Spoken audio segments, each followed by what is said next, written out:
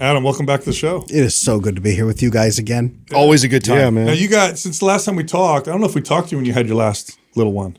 Did My we? last kid? I don't know how many did I have then. Yeah, well, where are you at now? 5, 6? What are you What's at? the count? Number 6 is coming. We just found out. Oh, whoa. Okay. Hold on a second. You got just 6 had the now? 5th one, didn't you? Not that long ago, yeah. So another one's coming on the way right now. Wow. 6 kids. You know, I told someone yesterday that I have 6 kids, and what they said was, "Thank you for your service." Yeah.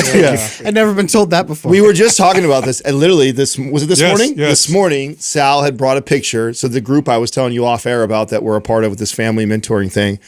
There's a family had a picture. Was it 6 kids or 7 You had kids? 6 kids or 7 kids. Yeah, 7 kids, Yeah. young couple. Okay. And my comment was just how much we've bought into, and maybe you could talk to this, the lie of just like it's not good to have a lot of kids and it's too much a burden. work and it's a burden. And I'm looking at this couple, I'm like, man, the joy that they're going to have for forever because of the large family. What is it like having that many children, and should couples, should that be something that they look forward to, or should they just Aspire say no? to. Yeah. I hear that. Remind me, how many kids each one of you guys has? I've only got one. 2. 1, 2, 4. I love that. Okay. Yeah. Okay. I win. I was just going to say, I have not almost as many competitive, Sal. children as all of you combined in this Yeah. room, so this is good. There's 2 sides to having a lot of kids. One is that it's tough. It's tiring. It's exhausting. You get up and all your energy goes into it, right? And at the other side of that is it is the most fulfilling thing you'll ever do. And you know that when your kids grow up, they will have people that can stand beside them forever. People who have their back. They don't have to go looking for partners and friends and everything. They got a network to pull things in for them. And they have people that they grew up with and they can trust. So it's a long-term investment that does bring joy in the short term, but you have to have a long-term mentality to be able to make it work. And most people today don't. What about the understanding of what it's going to be like? Because what I often hear people say is like, oh, but then I'm not going to have time to do this or that, and it costs money. And does it make a big difference to go into it with this different understanding of, well, this is what life's going to be like? You know, people ask me that, and that's a good question, right? And if I asked you, Sal, you got 4 kids. Yeah. Like, doesn't that take a lot? Wouldn't you rather buy a yacht? Wouldn't you rather buy another jet ski? Yeah. Right? You have 1 wife. Like, man, you could have 3 girlfriends. What are you doing? Yeah. Why are you making these family choices instead? What do you say? Yeah, well, what I say to them is that life is different, just like it's different when you do anything that's worthwhile. But so it's different. Understand that it's going to be different, but it's better. Yeah. And so that's what I tell them. I don't know if what do you communicate? Something similar? Or? You know, we in our family and my faith, we say memento mori, right? Remember that death is coming. And that's not supposed to terrify you. It's supposed to inspire you, because what's coming after you? What are you leaving? What's the legacy? What's the impact? I could go buy 3 more jet skis and I could sleep in on Saturdays and not play with my kids and go have fun instead, right? But I'm building a legacy so that it matters. I'm doing something that matters. My life has value. It has meaning because of the legacy I'm building. Whether that's, for people out there who have kids, great. If you don't have kids, who else are you impacting? Who are you helping? You got to spend your time that way somehow. How do you communicate the division of labor, or how would a couple do this so that resentment doesn't build? Because sometimes couples go into a relationship and maybe they don't communicate this openly. And so it's like, well, who's going to do the dishes? Who's going to do this? Or like, what does that look like for you in your home? And what do you tell couples with this? Because you hear a lot about that, right? That resentment of, well, I thought she was going to do this, or I thought he was going to do that. You know, I'm excited to talk about this because since I came and talked to you guys last, I built 2 new systems for my clients and for myself that came from my marriage. Because in my marriage, my wife's not resentful. I'm not resentful. We are joyful. We are bonded. We've got all the bonding chemicals in place. Everything flows. It's a constant flow state in our family. So I've built a system to help people do that. I can talk about that. You guys want to do that? Yeah, let's go. Cool. There's 2 pieces. One is what I call the business model of marriage. And the other is an equation of balancing all the hormones and neurotransmitters in your marriage that you need to have.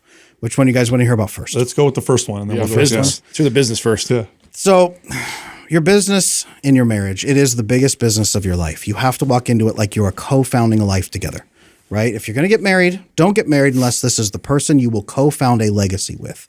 Most men die 10 years before their wife anyway, so she's going to outlive you. She's going to carry your message forward for the next 10 years. Every time somebody says, man, I wish Dad was here to tell me what to do, she's going to say, I know him. Here's what he would do. She's going to pass on your legacy to the next generation. Okay.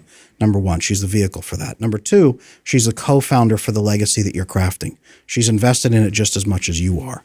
So you have to treat her like a co-founder. Now that's the co-founding role, but the actual roles that you play day to day, the man is the CEO and the woman is the COO, Chief Operations Officer. Most couples, about 95% fall into this pattern and naturally. The man solves fires, faces threats, deals with decisions, makes the final decision on everything at the end of the day, provides the vision. And the woman comes along, co-executive. She's not fetching his coffee. Co-executive, right? She handles day-to-day business. She handles operations, logistics. She finds problems and brings them to him. Are the women in your life good about finding problems and bringing them to you? God, amazing at it. Right? Can you even stop them? No. Right? You're not supposed to. They are doing their job. Yeah. But men have to approach it like a CEO who's receiving their co-executive who's bringing concerns about the company. Most men treat her like a threat when she's walking into the room and put her down and insult her and say, go sit in your corner, go fetch my coffee. Instead of, come on, let's solve this like a CEO. If men can apply CEO mentality to their marriage is rock solid. Wow, that's great. like that. And then the second part was about neurotransmitters. Neurotransmitters. Yeah, explain that. Absolutely. So how in depth do we want to go on this? What is your audience like? Do they like the chemicals? Yeah, let's go. Okay, I figured they did. Yeah. There are three major pieces of the equation that me and my team so far have built, right? I've been talking about this for years. We're building a big global institute now. We have to make it palatable for the average person to understand what to do with brain chemistry so they don't have to go through school and go through neuroscience for this. So 5 good chemicals, 1 challenging chemical we got to deal with, okay? There's a chemical of a system for attraction. There's a chemical system for commitment. And then there's a chemical system for breaking apart. You with me so far? Yeah. Cool. To attract and stay connected and attracted and bonded and happy, especially at the beginning of the relationship, but renewing it, 3 major chemicals. 1 is dopamine, right? Feels good, novelty. This wears off at about 7 months into the relationship, but you can bring it back with newness. Whenever couples fall into a pattern, they usually, and a pit, they say, well, just spice it up in the bedroom. That's just dopamine. Dopamine's, novelty. It's fun, but it's meant to be the spice of life. It's not meant to be the heart and soul. Makes sense? Yeah. And with that is a deeper bonding hormone called oxytocin. Oxytocin is the hormone released when we have love and connection and feeling, right? For men who have more avoidant tendencies, more lone wolf mentality, the oxytocin receptors are closed. You do have to have enough connection with the other person and trust in their character to open the receptors up. Women are addicted to oxytocin more than men are. They need it for their system way more than we do, but we need it too. So oxytocin says, I belong with you. You're my person. I love you. I care about you. It's the adoration, the affection. And it's compulsive. When you feel it, you have to give it. It's what makes you want to kiss your child on the forehead, the upswell of love and care and affection that you give them that. When you have oxytocin, you release a chemical called GABA, G-A-B-A, that most people are familiar with. It shuts down cortisol. It suppresses cortisol. So it makes you feel calm and relaxed and buffers you against stress in the future.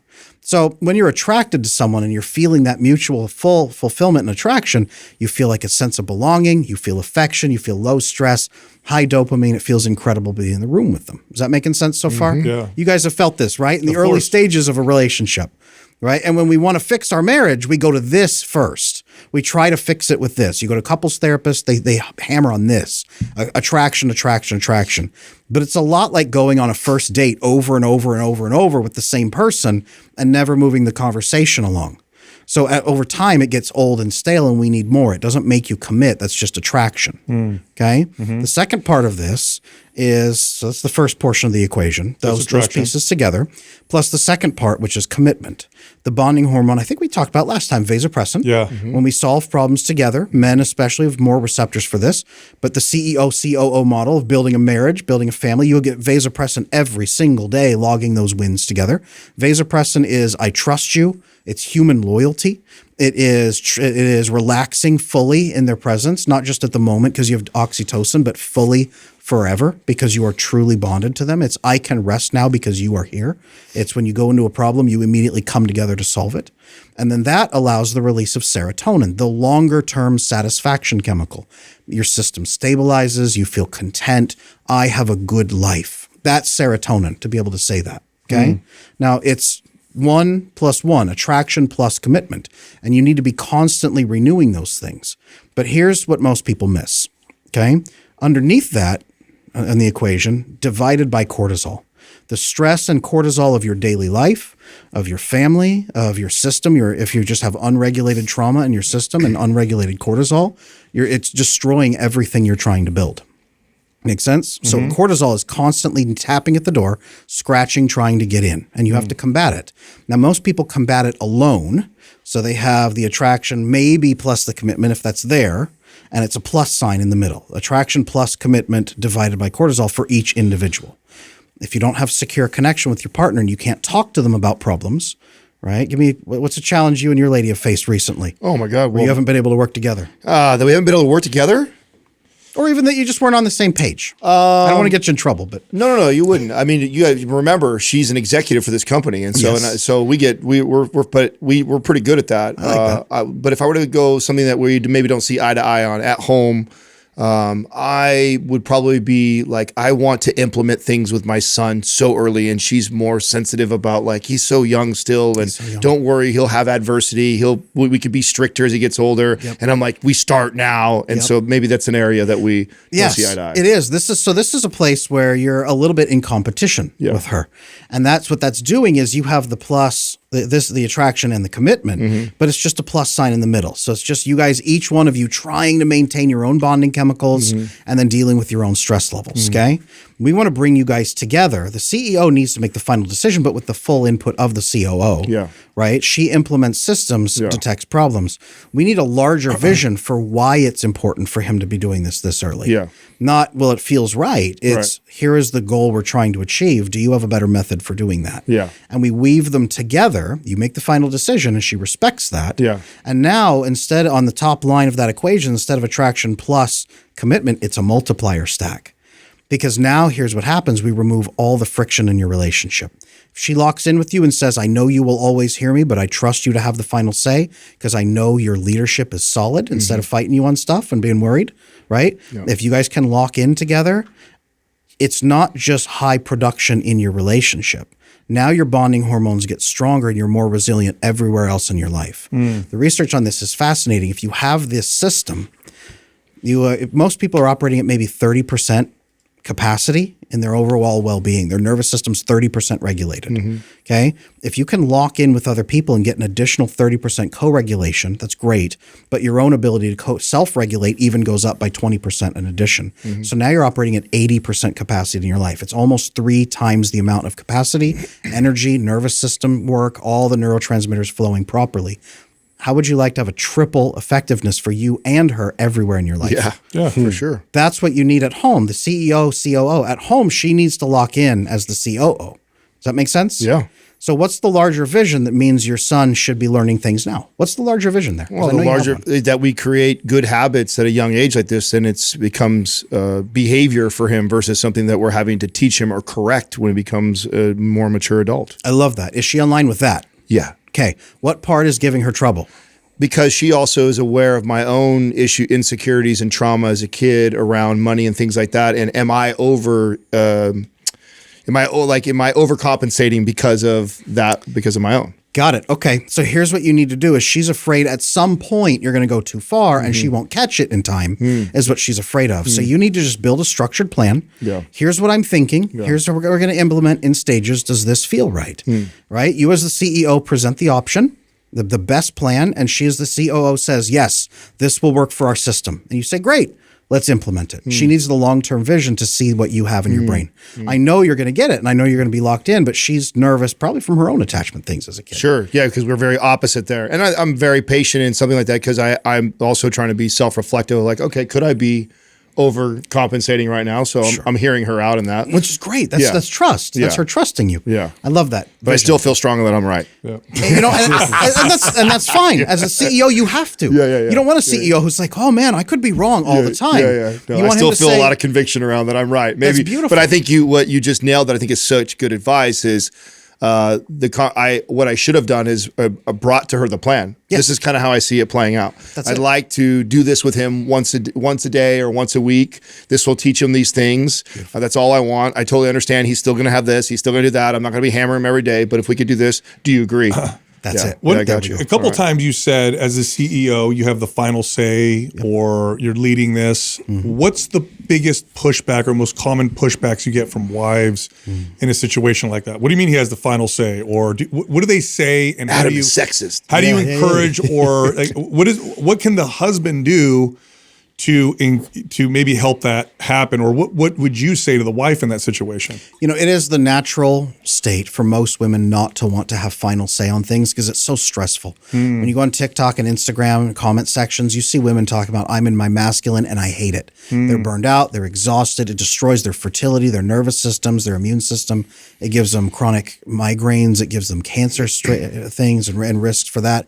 There's so much damage that happens to women when they have to make the final decision. So they don't want that.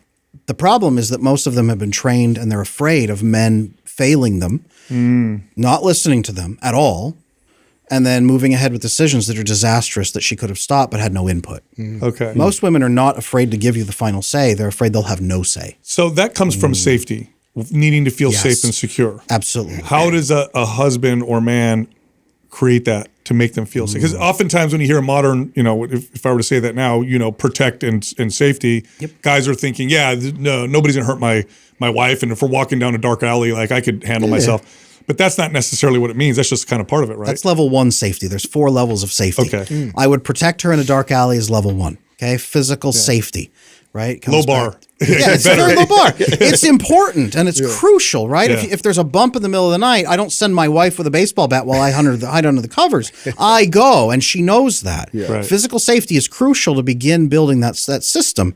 But above that is resource safety, right? And I work with plenty of women where she makes more money than the guy she's dating or something like that. It's not just paying her bills. If something went south, right? If something went south financially for you as a team, would you sit back on the couch and say, all right, honey, go get a job, Right. go work? No. You're going to go hustle. Right. Right? Right. If something goes bad with society, are you going to send her out with a shotgun to the grocery store to get cans of beans for you and the kids? No. You're going. Resource safety.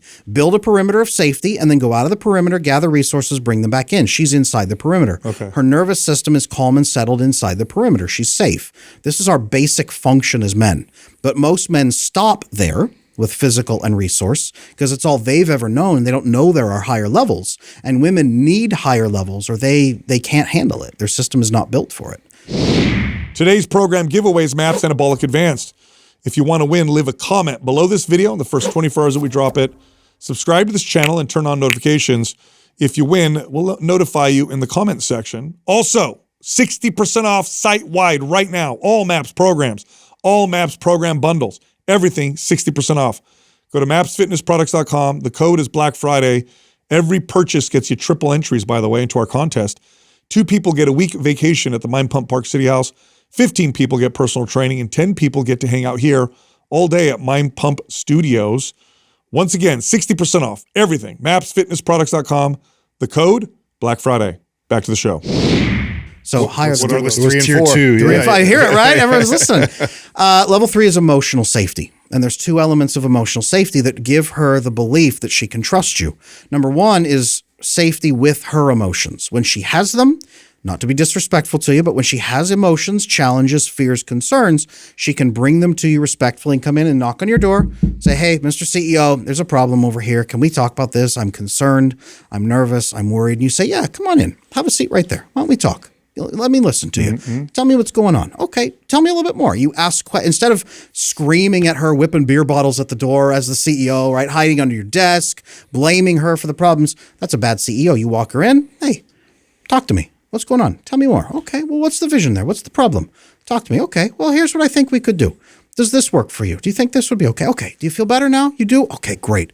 Love that. If you have any more concerns, my door is open. You're welcome to come here. Let's implement this plan. That's the CEO. That's emotional safety, love, piece 1. Yeah. Let me pause you there for a go second, ahead. Adam, because I think sometimes the challenge, I know this has been for me, where it's the emotions that are the challenge, not necessarily the problem, because I wouldn't necessarily bring a problem to my friends and cry or be, real nervous or whatever.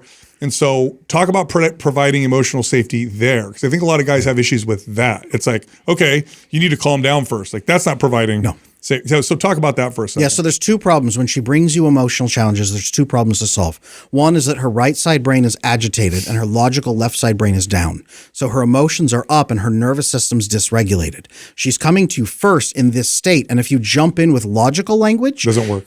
it's done. You're speaking to the wrong brain, and you're actually saying, I don't care how you feel, and you spit on her feet. Okay? I care how you feel. What would a CEO do? Hey, come on in. Okay, Ask more about the feelings. Ask more about the feelings. How are you doing? Why are you feeling this way? Tell me more. Tell me more. What can we do to help you feel better? I actually care that you feel this way. I care that you feel this way. I am going to help you not feel this way. I can't promise a specific outcome yet because I need more information, but I will promise you that we will help you not feel this way anymore. We call this validation. Yeah. Validation is not you're right, you're right, you're right. It's I care how you feel and we will help. It's okay that you feel this way. She is safe to have emotions. That's piece number one of emotional safety. Same thing. Again, what would a CEO do in this circumstance? If this was my co-executive coming to me, would I tell them to calm down, shut up, and then come back in 3 hours when they can speak like a human? Right. No, I would welcome them in. Level 2 of emotional safety, though, is the man's part, right? And this is where a lot of us are failing. Emotional safety with our emotions. We are disciplined. Our trauma is not going to explode in her face. We're not going to yell at her for daring to bring us a problem. We don't treat it like a personal attack when she's telling us there's a fire out there that we need to go put out. We don't fall apart, crying or angry, upset, pull back, withdraw, go dark on her. Our emotions are settled. We have them.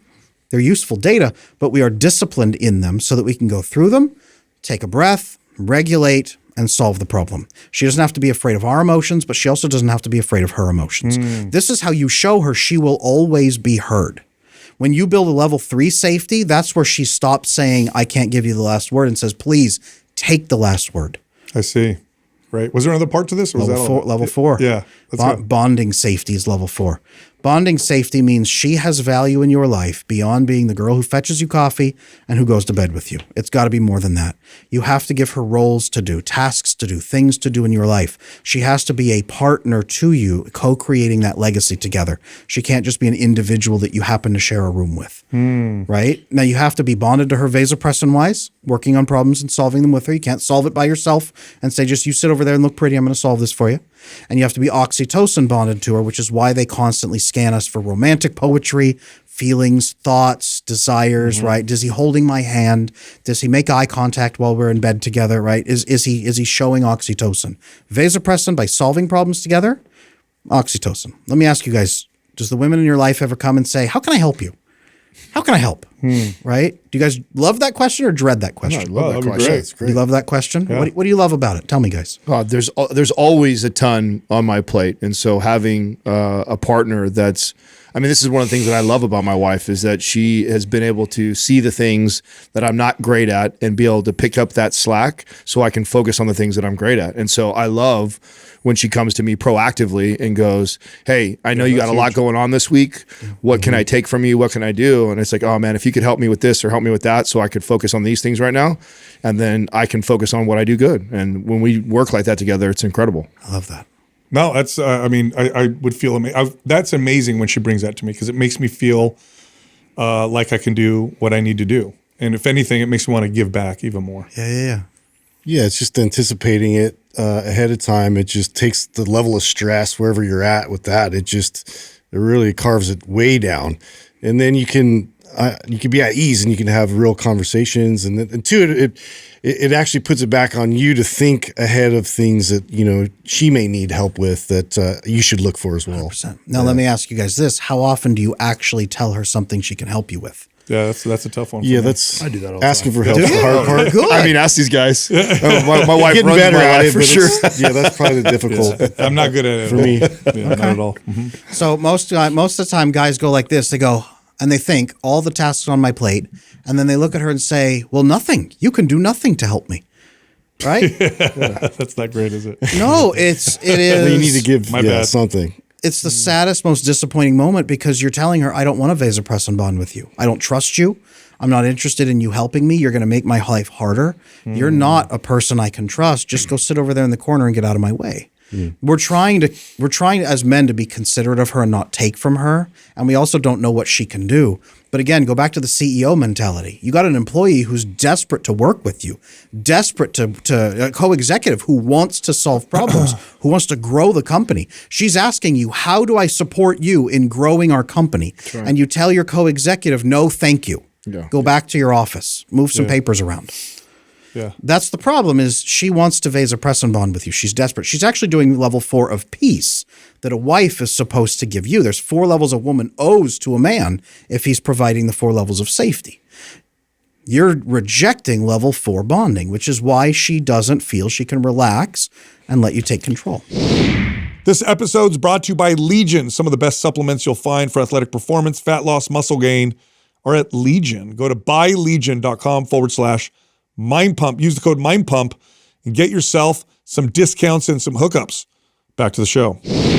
Before you get to the 4 levels, because I'd love to hear what the wives would do. But when you talk about being disciplined with your feelings and emotions, oftentimes, especially today, you hear a lot of like, well, men need to be more sensitive. They need to more show emotions, and there's this confusion around it because guys know instinctively, if I break down and cry, she may be like, I want to see you have emotions, but then she gets the ick, like I don't want to see that. So where's the balance there with that?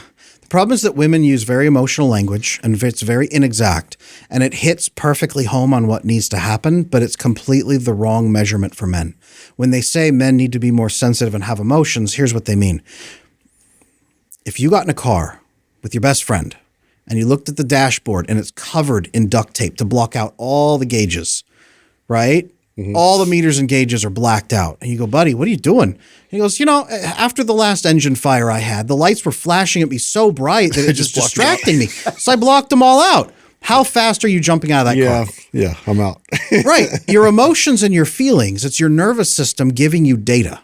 If you're blocking it out and pretending it's not there and you're going dark and refusing to let anyone else see what your nervous system's doing, that's you getting in that car. That's her freaked out, nervous about the next engine fire that's going to explode and kill everybody. So she doesn't trust you because she doesn't know if you're managing your emotions or not. In fact, if you're blocking them out, you're not. Now, they want you to be more sensitive, but that doesn't mean sobbing on the floor. More sensitive means I'm aware that they exist. I'm able to note them. I'm able to speak about them out loud to other people as useful data, and then I'm allowed to do something about them. So I'm having a challenge. Here's how I feel about it, and here's what I'm going to do to solve it. That's a great format for sharing your emotions as a man. Practical, solution-focused. That builds her trust in you because you can have the feeling, note it, be disciplined, go through it, and still solve a problem. That's where they grow in respect for you as you share your emotions, but their language is inexact. Got it. We just speak differently, don't we? We very much do. The male brain observes in the back and solves problems. The female brain observes in the back and then analyzes it and talks to their friends about it. Wow. And that's the challenge. They have emotional experiences. We have measurable experiences. Which makes us a hell of a team when we figure it out. If we can pair together. Yeah. That's the thing. A great CEO and a great COO. We are perfectly gifted in these roles. And I want to say this. Women are versatile. They can do the man's role. They can. Yeah. They can step in. It burns them out and destroys them, but they can. Yeah. But they shouldn't have to because it's the ultimate waste. They are the perfect COO. And when we work together, it's a multiplier stack instead of just each of us trying to do it on our own. The benefits are unreal for us and for the next 5 generations. So allowing them into that role is not hemming them in. We're not going back to the 1950s. We're going to the ultimate future for humanity where we are optimizing our system for us so we're thriving and their system for them so they're thriving. Do you think the last, few decades of this message that we're the same, that, that there really are no differences, have we had enough time of that experiment where now your message isn't being met with that's sexist, but rather, okay, maybe this is why things are going haywire? After COVID, a lot of women got the taste of being the CEO in their own life completely in a terrifying world where we are all afraid, we all feel alone and isolated. And I noticed a lot of women after COVID stopped with the whole you're sexist, and instead switched to who's coming to take care of my life? Who's going to be the CEO so I don't have to, so that not because they don't want to work. How can I work with someone who is the head of the company so I can do what I do best? How do I stop burning my nervous system at both ends trying to survive? How do I stop raising kids on my own and then watching those kids destroy their own lives? How do I become the woman I want to be? And the answer is men. Men. After all these decades of who needs men, suddenly it's we need men. Like never before. It's never been clearer how much we need men. But mature, disciplined CEOs in the home who treat their family with respect, loyalty, and commitment. That's awesome. That's what we need. Do you feel the pendulum swinging? Do you think we're swinging? I think the pendulum is finally just going where it's supposed to be. I don't think we're going to, we swung after the World War I, World War II, Great Depression, blah, blah, blah. We swung way too hard in the 1950s toward like every tiny family is its own unit. And that's it. You're alone in this world, mother, father, children. Yeah. It's not the right system. They were utterly alone. And then there were these horribly defined broken roles. 1950s is not the model we're going for. And then in opposition to that, it swung the opposite direction of no roles, everything's terrible, don't tell me what to do. And it's cracked open and everyone's on fire. I think the pendulum's broken. And I think people are now being intentional about building a smart system going forward. That's why I don't teach attachment theory anymore. I teach attachment science. This is just a science of how humans bond. And we've learned more through the failed experiments over the last few decades than we've ever learned before. We know what works now. Now we just have to be intentional about the systems we build. That's great. What are the 4 components of peace that you mentioned for a wife? I knew you'd want to hear that. So when a man is in a relationship, he owes the woman the 4 levels of safety.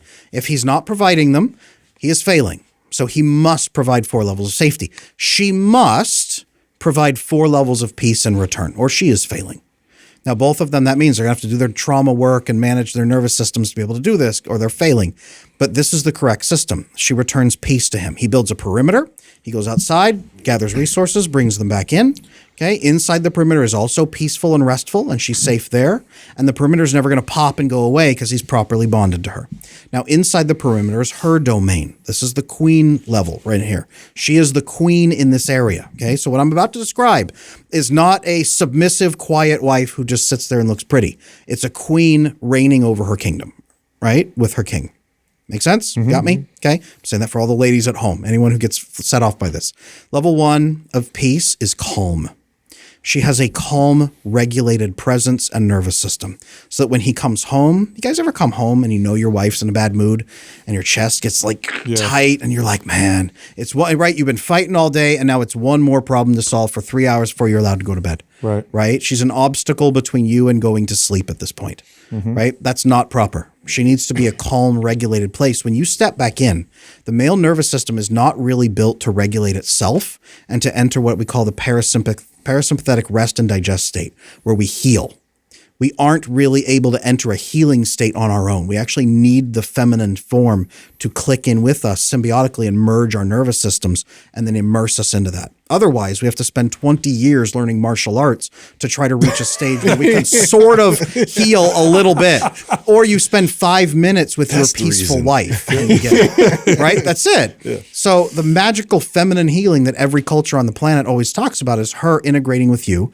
Come home, calm nervous system, calm aura, calm presence. You step into her presence, it's just calm. Everything is steady. Okay? She's going to have to do a lot of work to get there. But that's okay. Calm. Level 2 is gentle. She has to be gentle in her behavior, gentle in her speech. When she brings a problem, right? She can't get in your face. Yeah. She asks questions. She is respectful. She's clarifying. She's curious. She's understanding. But she's gentle, right? Not biting, vicious, angry. Level 3 is loyalty. Yes, sexual loyalty. Let's put that aside. Absolutely, right? Yeah. Required. We know that. But loyalty around challenges, loyalty around tasks. When there's a problem, she doesn't get in your face and say, this is you. You got to solve this. Why haven't you solved this already? She clicks in with you and says, okay, what's our plan? What are we going to do about this? What are we going to do about this together? Instantly, she locks in with you, right? And that leads to level 4, executive partnership.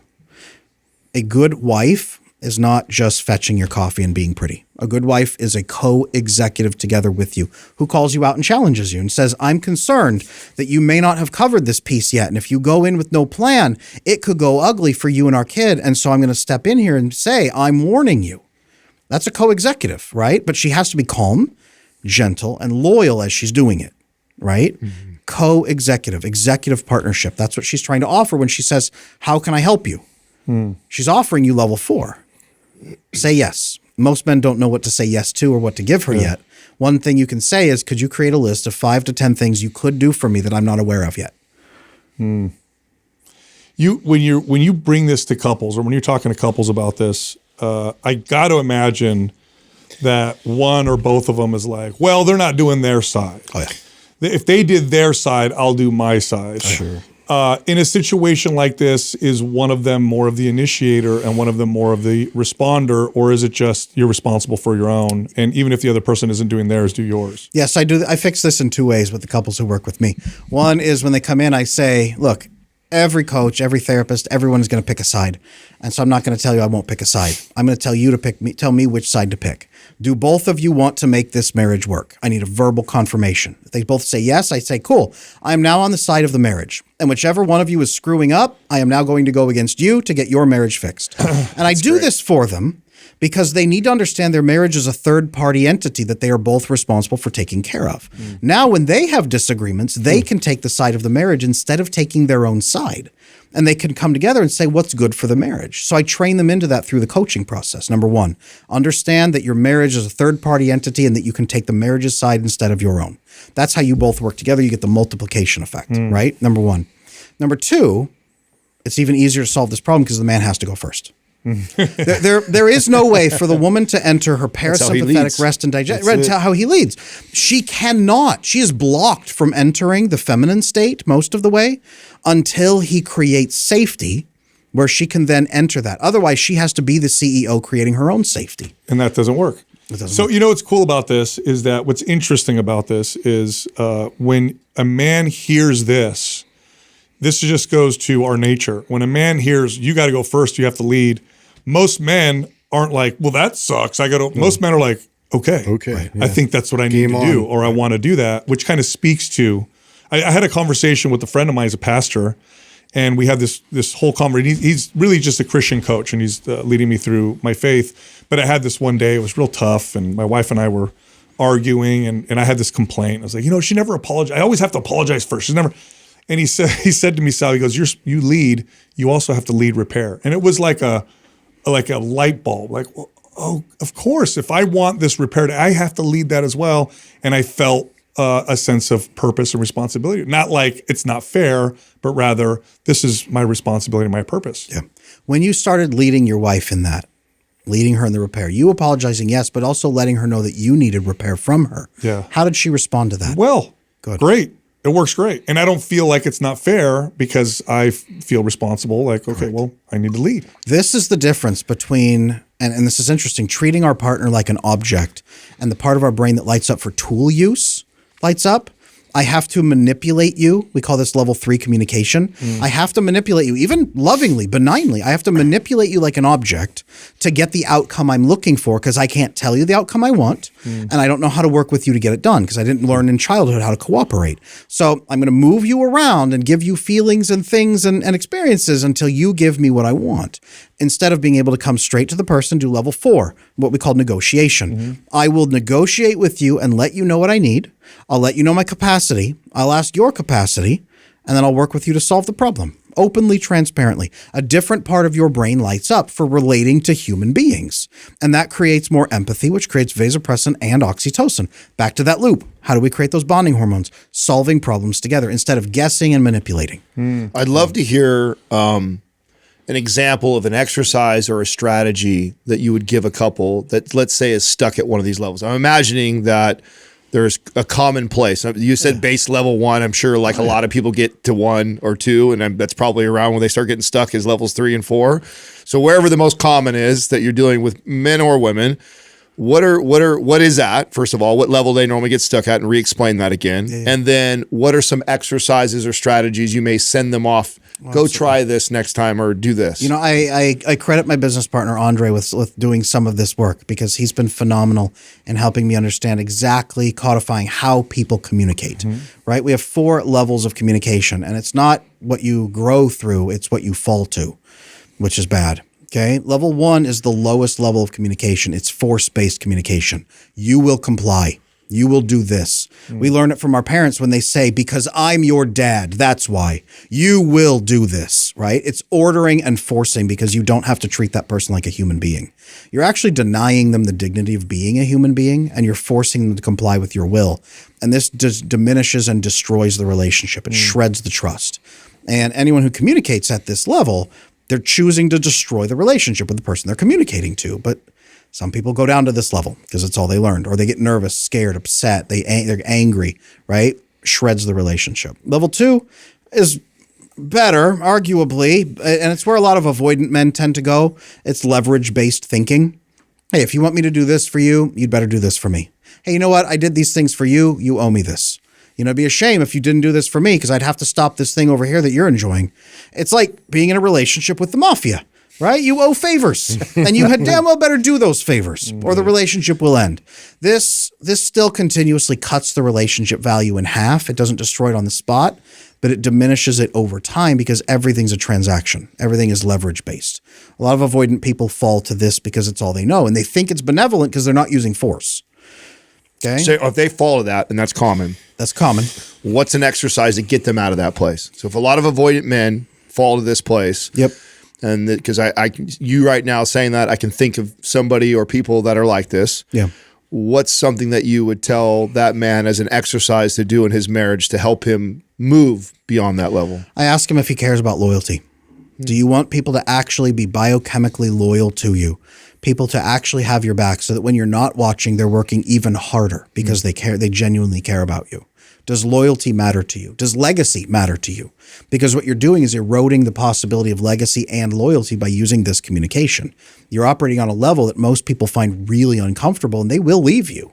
Even if they're good people, they'll leave you because this is deeply unfulfilling. Do you really want to destroy your legacy this way? That usually hits them pretty hard. Yeah. So then we go up to level 3, manipulation. Now, this does not have to be ugly. It could be. It doesn't have to be, sneaking around, being unkind to people and exploiting them.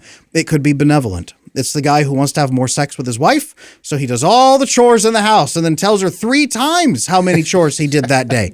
Right? We call it chore play. Yeah. It's the wife who wants her husband bring this up again? Right.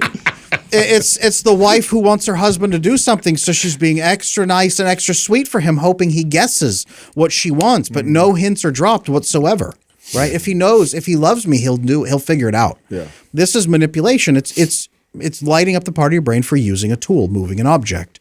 It's I will make you guess what I want, and I will guess how to get there. Yeah. And a lot of couples fall into this pathway. And yes, you can build a relationship over time, but remember that equation, cortisol is always scratching at the door, waiting to shred the relationship you have. So if you're manipulating and they see it and feel it, it feels bad. And the misunderstandings that pile up are what ultimately destroy the relationship, unmet needs and misunderstandings. So level 3 doesn't really work either. We have to go to level 4. So this man is doing that, and he's maybe in the marriage. That's all he's got his wife to respond in order for him to get sex. He's like, the only way I get it is I got to make sure I mow that lawn first thing, and I got to make sure I take the trash out right away, and I'm going to do all those things, and then of course I'm expecting that because that's the only way I get it.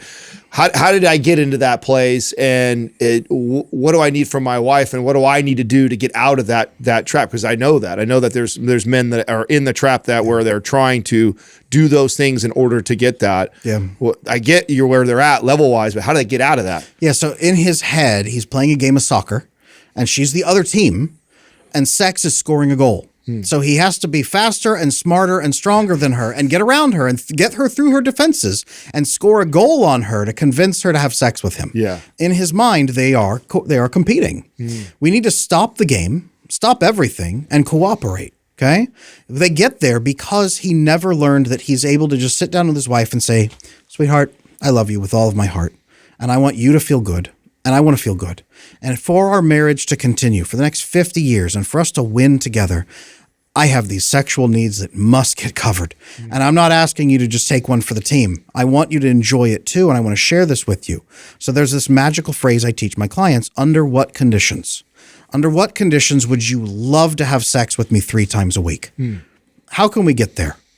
And this is not convincing her to fake it, right? Or anything like that. What you're doing, what you're going to do is say, what are your needs that are matched to this? Yeah. And most wives will say, I would love to have a marriage where we have sex 3 times a week. I enjoy it too. But for me to get to that level, I have to feel emotionally close to you. I got to feel safe. I have to know what you're thinking. I have to feel like we are really connected. She's not going to say, mow the lawn, take the trash No. out. Okay. In fact, if he's doing that over time, that's what makes it less sexual because she sees him playing games, and all the times he's disappointed and huffy and passive aggressive, she knows it's because she didn't deliver sexually, but he also didn't make her feel connected or safe. So she gets more and more resistant. Sex is going to dwindle up the more he plays manipulative games. But when he just says, babe, what do you need from me? This is my need. What's your capacity? And she says, I would love that. I would love to do that. Here's my capacity and here's my needs. Can we trade? And he goes, babe, absolutely. What does being emotionally closer look like? What does safety look like? They listen to this podcast right here, guys. Are you listening, guys? Watch this with her. And then say, do you need these 4 levels? As a CEO, can you fill out this survey and tell me where in the 4 levels I'm hitting and where am I missing? How can I be of more service to you as your man, giving you all 4 levels? And when you do, her oxytocin goes through the roof and her sex drive goes into rabbit mode, and she will not give you a night off. 3 nights a week is going to be the least of your concerns, okay? You just sold it. That's how would you like to have 3 times more sex and your wife initiate it and enjoy it more? Yeah. Talk to her more and be the CEO in the home, but don't manipulate her. Sit her down and have a loving conversation. What was the 4th level of communication? 4th level is what we call persuasion. We negotiate through these pieces to get our needs met, and we are going to persuade. Persuade sounds like an ugly word, but it's not. It's not used car sales tactics, right? It's, here's what I need. Here's my capacity. What's your capacity? What's your need? How can we take care of each other with a mutual goal, right? Did you hear what I said at the beginning, guys? For our marriage to continue for the next 50 years and thrive and everything for us to win together and have a great legacy, sexual needs need to get met. But I'm not asking you to take one for the team, right? We weave back to the larger goal we're both doing. I said, use the marriage, the third-party marriage. For the marriage to thrive, this needs to get met. But what do you need? How can we do this? You don't even ask her, is that okay? How can we get here? What do you need from me? That's how we do this. Adam Lane Smith has courses that are available for you right now, 10% off just for our audience. Go to bundle.adamlanesmith.com. Use the code MIND10 for the 10% off. Back to the show. What are some constructive ways to handle conflict between a husband and wife? What are some maybe, I don't know, rules or boundaries or ways that we're going to have this conflict and maybe it's a repeated conflict? Yeah. What would it look like if it was healthy? Conflict is a triangle. Conflict is a triangle. I love the word conflict because it's a good thing. We only build trust in conflict. We never build trust outside of conflict. But conflict is a series of questions. And based on the answers to those questions, or if we refuse to answer them and assume, we either go from conflict to cooperation or conflict to combat. We're either going to fight because we don't think our goals align, and I'm going to get my goals met, and you're not taking them away from me, or we cooperate and say our goals are similar enough, let's just solve it together. But you can only do it by having open, naked, vulnerable conversation about it and laying your cards on the table. If you try to do chores to make her happy, try to knuckle under to make her happy, you get really loud and angry so she doesn't dare take your goals away from you. If you don't even know what her goals are, if you don't tell her what your goals are, it's impossible to cooperate. I would have to think that I think a lot of marriages apply or try to apply some of this stuff with the right intent, but I think it's the approach to where they go wrong. I think back to conversation, even though what you just gave me, I was trying to think of a time, what was the last thing that Katrina and I didn't see kind of eye to eye, and that was the best scenario I could come up with, and you solved it right away. I was just God, why didn't I think to Do you know why? What? No, do you know why? Why? Because you and your wife, right? Yeah. There's 4 of you in that marriage. There is you, the logical executive selves on your left side brains, Yeah. where you're sitting here in a room with Adam Lane Smith getting dating and marriage advice and saying, okay, that makes sense, Adam. I will go home and do that. Why didn't I think of that? I already knew that. I do that in business. Yeah. Logical left brain executive self, okay? Yeah. Primal self, emotional primal self on the right side brain. Yeah. It is more like a drunk, scared monkey with a gun. Yeah. I know what he looks like. You know what he looks like. And the more I know that- what's right. Just do this. Right. And the more that we don't attend to him and manage him, Yeah. the stronger he gets. But she has a monkey as well. Now you look at each other and you look past each other and say, well, I don't trust your monkey. And she doesn't trust your monkey. She trusts you, executive, but not your primal self. Executive, yes. Primal, no. Here's what's magic, okay? Everything we've talked about so far leads to this point. In a successful marriage, you must both acknowledge the four of you that are involved. We are executive selves that will work together to manage our primal selves by speaking out loud about the fears our primal selves hold. This is vulnerability. Babe, can I talk to you about something? I trust you. I do. And at the same time, that primal self of yours, that monkey part, right? I'm afraid that he will push too hard with our son because in your childhood, A, B, and C. Yeah. How can we together manage him? Because again, clarifying, I trust you. How can you and I make sure we manage him? Yeah.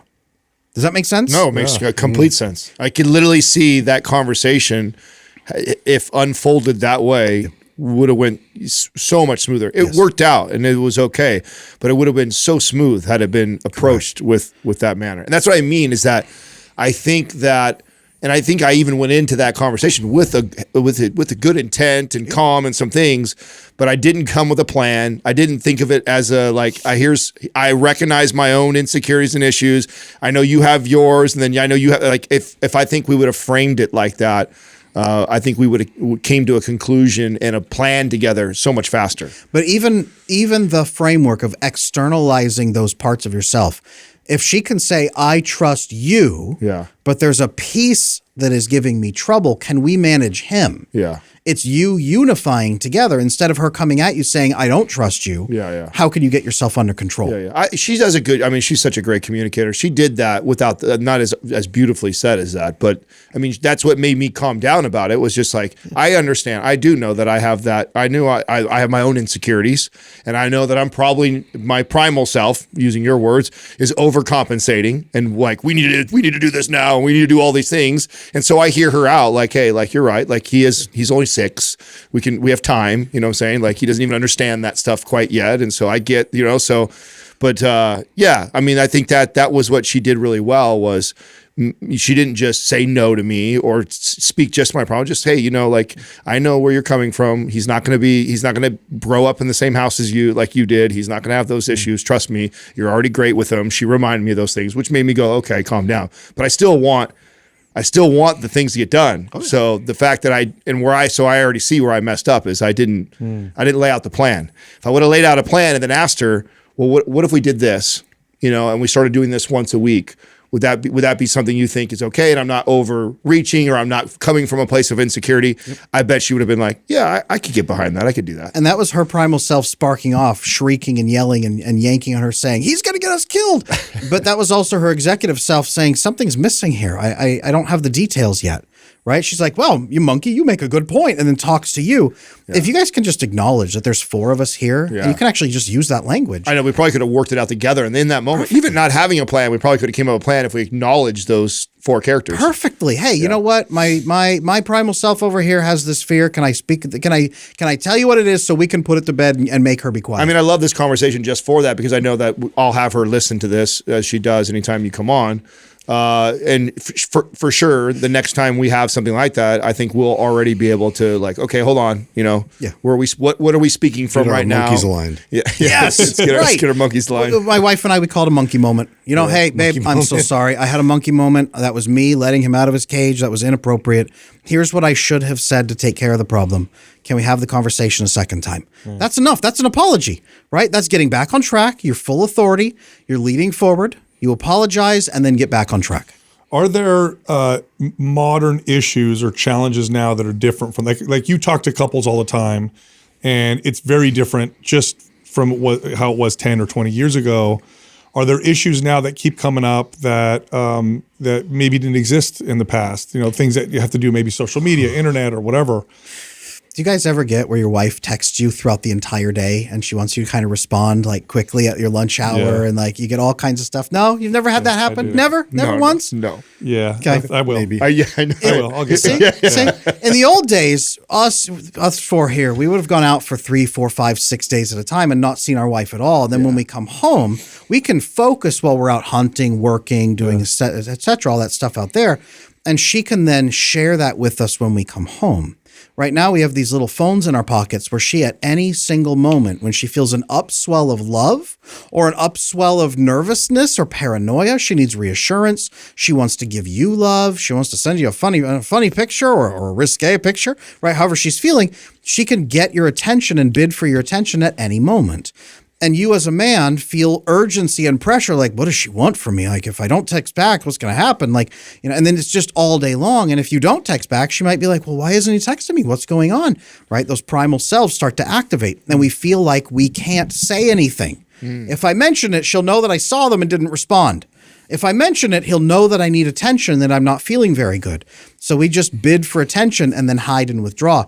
If we can just talk, we can solve all the modern problems that are coming up, but we must be talking intentionally together about them. Hey, babe, I love that you send me stuff all day. How often am I needing to respond to that? If you had something urgent or if you really needed some love and care, would you let me know? And then I could slot that into my day. Otherwise, can I respond to them at the end of the day? Does that work for you? Yeah, babe, not a problem. If I ever have a moment where I really need something, I will let you know.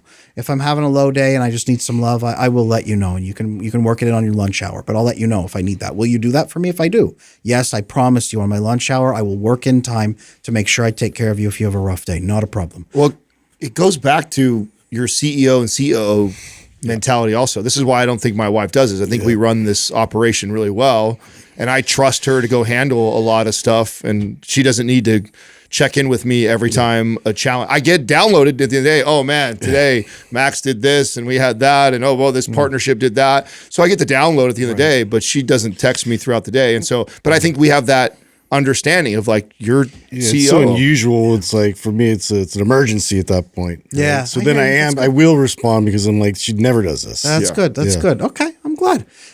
Big piece of this is this. You guys are giving the women in your lives vasopressin. And that calms her nervous system completely because she says, I have a role in your life. I know that we're loyal. I know you're loyal to me. I don't have to run after you and seek reassurance. We're safe and settled. High vasopressin, high serotonin. That's that commitment piece of the equation, right? If a lot of men just focus on the oxytocin. I give her dopamine or I give her oxytocin. It's short-lived. It cycles. It goes in and out of the system. So she goes up and then crashes, up and crashes, up and crashes. He doesn't give her the deeper commitment level piece to allow her to be a co-executive in his life. She's the assistant who fetches his coffee and she can get fired at any moment. That's the problem. We have to treat our wives with the respect of a co-founder and a co-executive, and we have to let her feed us and nurture us in that way. How important, or is it important, that men have a group of men that they can talk to and trust, and maybe for women as well? I've read data and studies on this with men where they tend to stay isolated. They don't really have a group of friends. And recently I've started this men's group, and all the guys keep commenting on like how helpful it is. And I'm realizing it's because we don't do anything like that. It's like we go to work and we go home and Dave Asprey asked me that question yesterday. I was just on his show, and I told him on a scale of 1 to 10, it's a 12. Right? Same-sex groups are vital. Women don't even know how they feel until they process it out loud with a trusted confidant, and they need to have other women to do that with because other women release bonding chemicals in return. So a woman goes to another woman, high emotion, low logic. The other woman is high logic, low emotion. They integrate, they talk, they both release bonding hormones. They feel safe and connected. She deflates her emotions, grows logic. She solves her own problem, but she feels connected. Okay. This is why your wife gives you a download at the end of the day, right? They actually need other women to do that with and process with. Good to do it with you too, right? But men don't do that instinctively. Men solve problems. We hear a problem and we say, wait, you don't have to tell me anymore. Stop sharing. I've solved your problem. Here it is, record time, 30 seconds, boom, done. All right, I'm going to go have a beer. And what you've done is you've told her, I'm not interested in hearing about you. I don't care how you feel. I don't care how your day was. I don't care how you feel and how you're processing. Get out of my face. Here's a solution. Go away. And he feels like he's done something good for her. Women need women to talk and share and nurture with, right? And with their husband too, but they need women for this processing and this mutual care and support. Men need other men to call them out and hold them accountable. I know you guys do this for each other, right? But you also do this for your clients. Hey, you know what? I need you to take a step forward. I need you to grow. This is your time. You got to get up. You said it earlier, right? When you tell a man, you have to go first, but it's because you are the leader. If you can't do it, you can't be the leader. So which do you want? Do you want to go second or do you want to be the leader? Right. It's men calling each other out like that. We need other men to do that. The Bible says, as steel sharpens steel, so one man sharpens another. You don't look to women to sharpen you. You look to men to help you. And your wife, when she has a problem with you, should say, who are you going to talk to about this? Who is going to work on this with you? Who are you going to get mentorship from? Your wife shouldn't be your mother or be telling you how to fix it.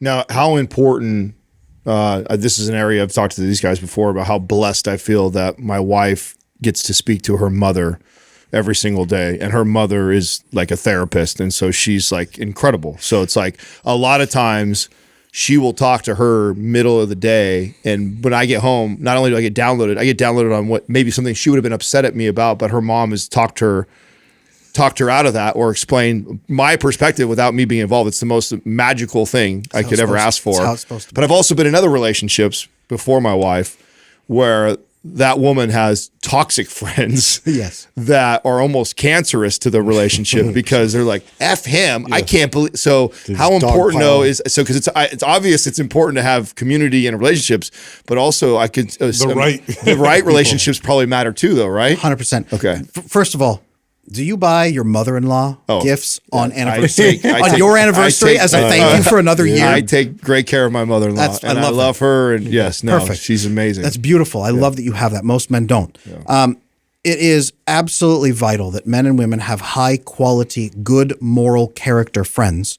who are actually rooting for your relationships. If they are rooting for you only as an individual and pushing their primal self on you, yeah, go girl, go do it. No, absolutely not. Get them out of this. That is a toxic culture that needs to be eliminated immediately. For the good of the relationship, that woman needs to destroy those relationships. Men too. We can't have guys like that in our lives either. We have to have relationships that serve our long-term goals and the legacy we are crafting, or we are choosing to destroy it. It's one or the other. I think that's so. I just wanted to point that out because I mean, this didn't happen to me until probably my 30s. Also, what I really appreciate about this group of men in here, I mean, we've created a brotherhood the last decade together, and what I love about all of them is they're all growth minded. They all care about the success of my marriage at all. So they'll always call me on my shit. You know, dude, come on, are you kidding me? She's amazing. Like versus. I've had other friends that are the opposite, that are, you know, hey, let's go to Vegas and hey, let's do it. It's just like, even though we have a connection because we go back so far, I knew that I had to move away from that relationship, those relationships, because they could be toxic to the one that I care mostly about, right? Which is my marriage. So this might be a little controversial, but you'll hear people debating, like, is it okay for a woman then to have male friends that she talks to and for a man to have female friends that he talks to? Is that okay, or does that tend to cause problems? It doesn't usually work in the vast majority of cases, and most women get furious when they hear that, and most men say, yeah, that makes sense. Yeah, but that the reason why is because that other man is filling those gaps that your husband should be filling, and vice versa, or that woman is filling those gaps that you should be getting from your wife. Is that not? Yeah, even if it's not, if it actually is innocent, it's very challenging because there's always going to be weak spots in the marriage. People are always going to have temptations. It's always very difficult. It is possible, but only if all three people have fully secure attachment. They are all completely on the table with what they want and need. And there are clear, exact goals and guidelines in that relationship. For example, my wife's best friend is a man. Yeah. Now she doesn't, but what's different about their relationship now, and I absolutely love him. He's one of my good friends now. Yeah.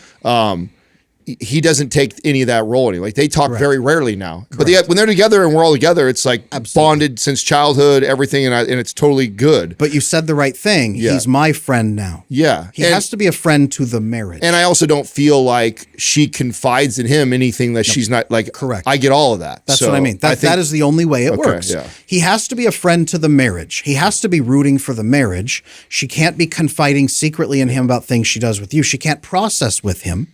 process with her mother instead, she can share a bond with him, but he also has a bond with you because of the marriage.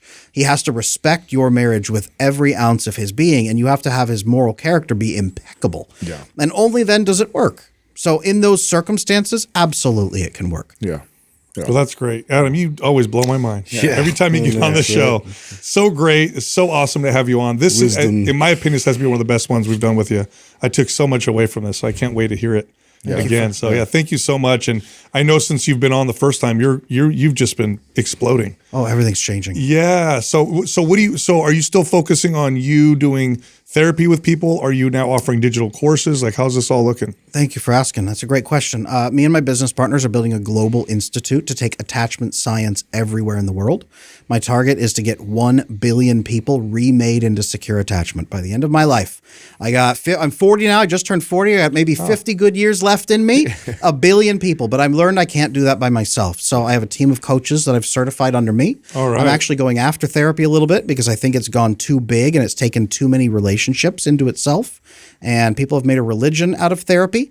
I think that we need coaching that teaches people what to do. You guys have that, right? With your system, you tell people what to do so they become independent and can thrive. That's what it's supposed to be. So I have that. I do have self-paced learning programs with my courses. We're just launching, we launched a great marriage course. I've got a parenting course coming out as well with a neurology specialist that works on nervous systems and does occupational therapy with clients as well. So I got a lot going on right now for people who want to build their relationships. That's great. You said therapy is becoming a religion. What do you mean by that? When Freud built therapy, he said, I will create a religion of secular priests. Oh. And then it went out into the world and it replaced moms. So people go to their therapist because they don't have a mom to talk to or a best friend. They don't have a guide or a mentor or anybody to help them. So they pay a subscription to someone who doesn't care about them and gives them nothing advice and just listens to them and then farms them out for thousands of dollars a year. And you have subscription level friends that are fake and you get all your bonding hormones with them and then the relationship ends. And instead of going out and investing in the relationships you should. Oof. And therapy is okay with this. Wow. Therapy has built this. And then they just put you on 5 or 6 medications and manage the symptoms. And they don't ever really solve the problems. So that's why I have to go after therapy. I have to fix this. Oh, that's great. I love it. That is great, man. Thank you for coming on the show again, brother. Thank you for having me. Always a pleasure.